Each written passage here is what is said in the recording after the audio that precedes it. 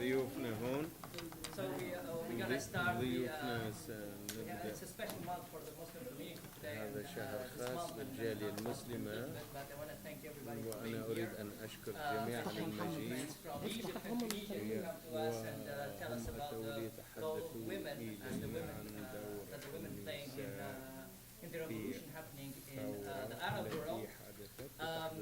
At 8 there is the breakfast in Ramadan. الساعة 8 هناك Fast for the whole day from sunrise يصومون to يوم sunset. كاملا. So at 8 we'll be breaking for 15 minutes. And I want to give the opportunity to Mariam Zuzounes from Iraq. We are here in this venue, belongs to them, and وهذه we're going to give her the floor to give a welcome. وأريد أن ترحب بكم. Welcome. I'm Miriam. I work at the Arab Resource and Organizing Center. We're just one of the organizations المنظمة العربية in this building. للحياة في هذه المبنى. We're a community-based grassroots organization. ونحن We منظمة أهلية. have immigration services for the Arab لدينا community. خدمات هجرة للجالية Community empowerment العربية and engagement ولدعم الجالية for ولإشراكها productive social and political change. We work لإحداث for the تغيير local in San اجتماعي Francisco. وسياسي هنا في سان And that's فرانسيسكو. about it. So وهذا كل ما I'm في excited الأمر. about this event. وأنا Our متشوقة guests. لهذا الحدث وضيوفنا.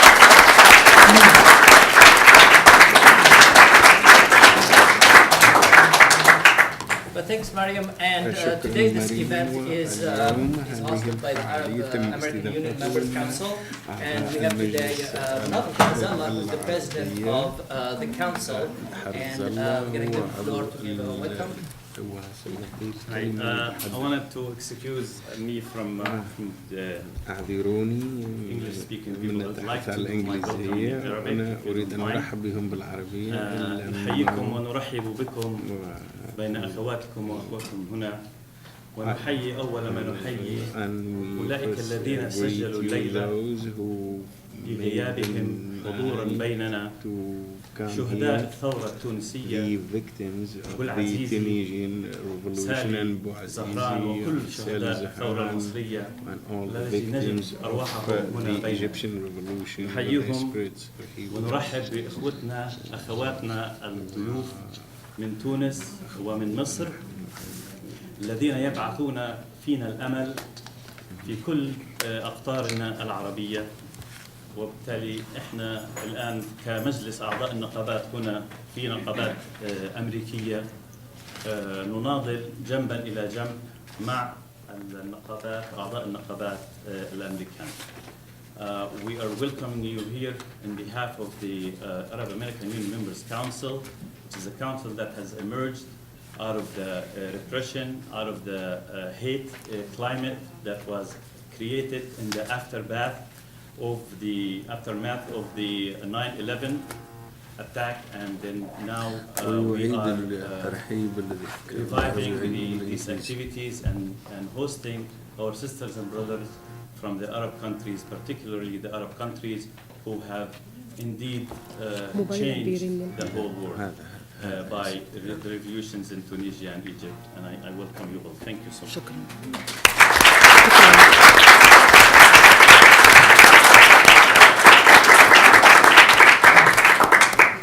Thank you, Manal. And today we have among us Aida Zarai. Aida Zarai right here. And then Nahed Ben Dakhla from the Tunisian Labor Union. And we welcome you here. And then we have Magda Mohammed Ibrahim. And also Marwa Khalil Farghali Khalil. She'll be joining us a little bit. She's on break. So we're gonna give the floor to our guests to tell us about the role of women and tell us a little bit about what was the role of labor unions in Tunisia and Egypt accordingly. So, floor for you. ولكم الكلمة. تفضل. مين اللي عايز تبدي؟ مش كل تحب تبدي. عادي أنا تبدي أنت. تبدي. بسم الله الرحمن الرحيم. The name of God, the merciful. يسعدني ويشرفني حضوري معكم في I'm هذا اللقاء equally الطيب. pleased and honored to be here with you now. والشكر يرجع الحقيقة للمركز In fact, I would التضامن like to الأمريكي extend thanks to the Solidarity Center, والذي قام بذلك وكان who في helped دعمنا and دائما. organized us coming here. لن أطيل كثيرا على ثورة تونس. أكيد الإعلام غطى كل الأحداث.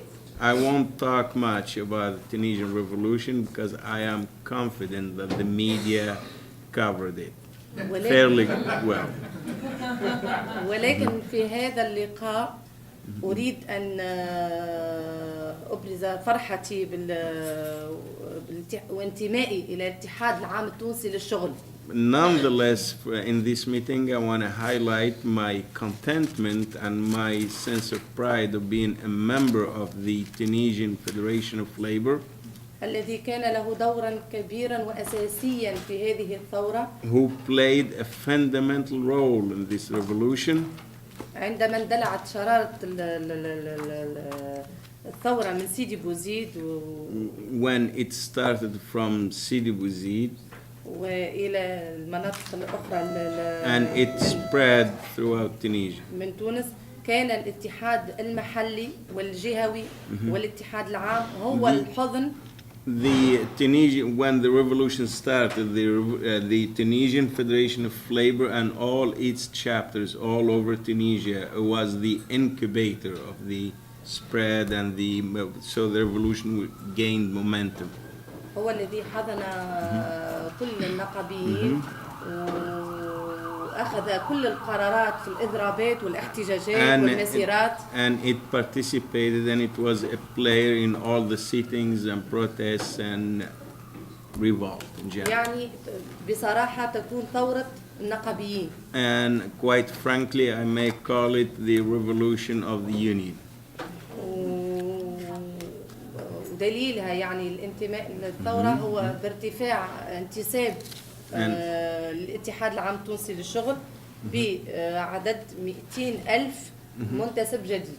And as a result of that, the membership has increased by 200,000 new members. قديش النسبة المئوية؟ النسبة المئوية 35%. And that is in the tone of 35% increase ومن أهمها in membership. من أهم كما قلت لن أطيل وسوف أترك. As I said, I won't talk much and I will leave the floor for my colleagues. الأخت ناهد.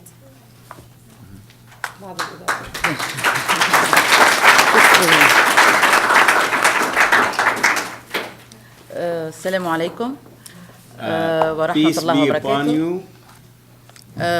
نبلغ تحياتي باسم شعبي On behalf of the Tunisian people, في تونس الحرة I اليوم، want to extend our greetings باسم الاتحاد العام in التونسي the للشغل. name of the Tunisian Federation of Labor. نشكركم استضافتكم لنا. We would like to thank you for being here, having us.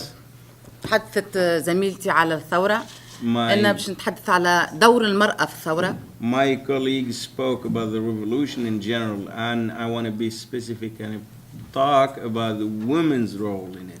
كانت المرأة قبل الثورة مناضلة، تحملت كل أنواع الاضطهاد الذي تعرضت له من الحكومة السابقة الفاسدة.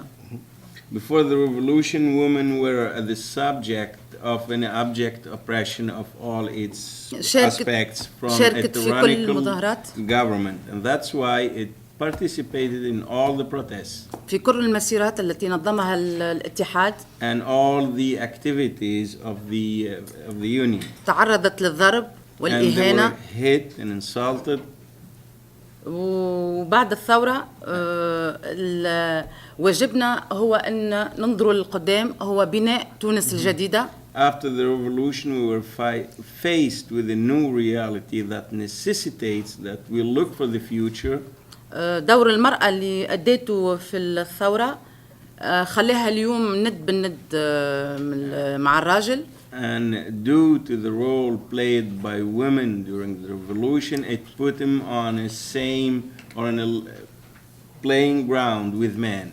الدليل على ذلك هو أنه يوم 24 أكتوبر في المجلس التأسيسي ستكون المرأة 50%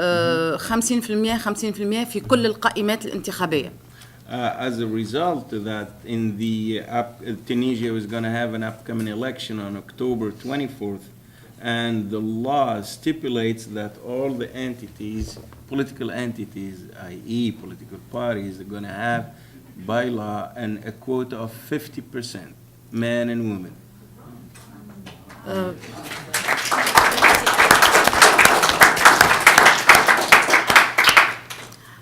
احنا اليوم في امريكا بالنسبه لكل العرب امريكا بلد متقدم ويعني وان شاء الله نكونوا هنا نتعاونوا ونلقاو اي طريقه باش نكون عندنا اتحاد عالمي متعاون وكل البلدان.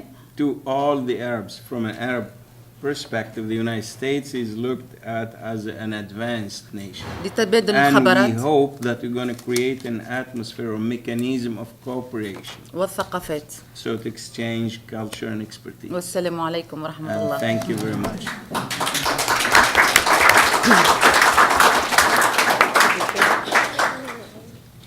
ماجدة إبراهيم في إنك أنا الأول أقول لهم بدل ما أقول اسمي أرحب الأول بيهم.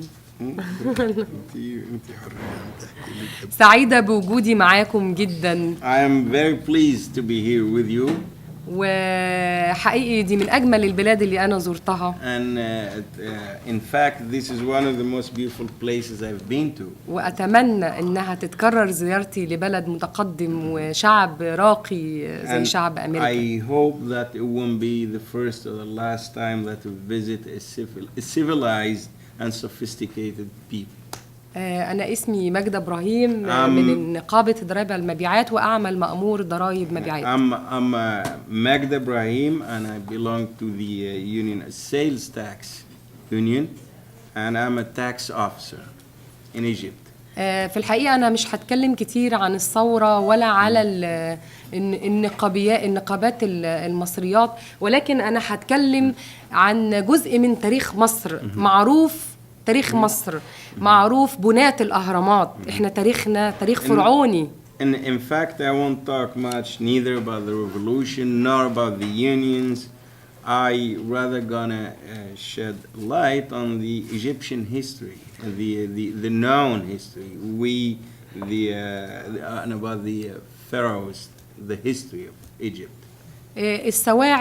سواعد الرجال المصريين بناة الأهرامات هي نفس السواعد الرجال اللي نزلوا للتحرير للقضاء على الفاسدين وإنقاذ الديمقراطية. The same people and the same men and with the same arms of those who built the pyramids thousands of years ago, these are the same people who descended to the streets and went to the Tahrir Square, Liberation Square in Cairo, to safeguard democracy and to fight and combat oppression and tyranny. تعرضنا لكثير من الحملات وكثير من الاحتلال منذ آلاف السنوات. Over thousands of years we were exposed to occupation, to all sorts of colonialism. وكنا نستعبد للزراعة. And we were even enslaved for agricultural activities. وممكن ده يكون هو فعلا السبب في ان احنا تأخرنا اقتصاديا وفي طريق الصناعة كثيرا. And probably that's why we were left far behind, especially on the industrial level. ولكننا نقع ثم ننهض بثورتنا. And yes, وننهض أقوى. We fall down, but we raise again, and we raise stronger with our revolution. ولذلك فأنا يعني فخورة بإني أقول I am Egyptian woman. That's why I am proud to say I am Egyptian woman. وأنا بأمل إن إحنا إن شاء الله زي ما جيشنا حمى ثورتنا يحميه للآخر ويكون في أحكام عادلة لمبارك وأعوانه.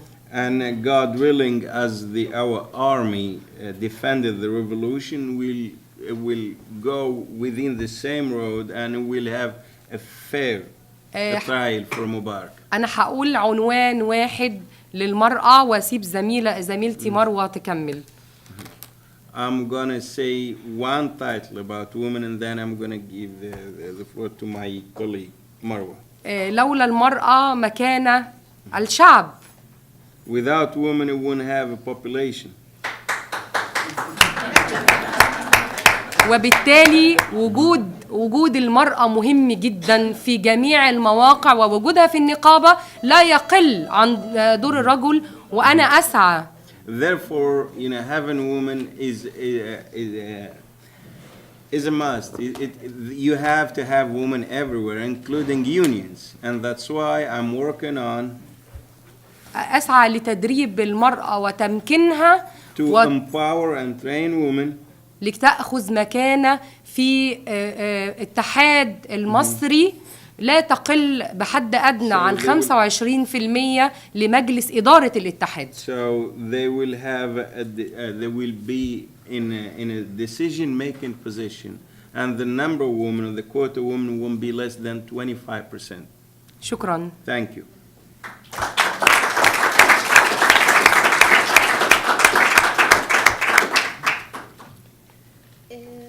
باسم مصر وباسم جميع العمال في مصر وباسم جميع النقابات المستقلة. On behalf of the Egyptian people and on behalf of all the laborers and the Egyptian labor and all the free trade unions in Egypt. يسعدني ويشرفني وجودي معكم I'm هنا. pleased and honored to be here now with you. وأهنئ المسلمين الموجودين معنا بحلول شهر رمضان. And I want to congratulate the Muslims amongst us now for the month of Ramadan. سوف أتحدث باختصار عن الثورة وما حدث قبلها وبعدها. And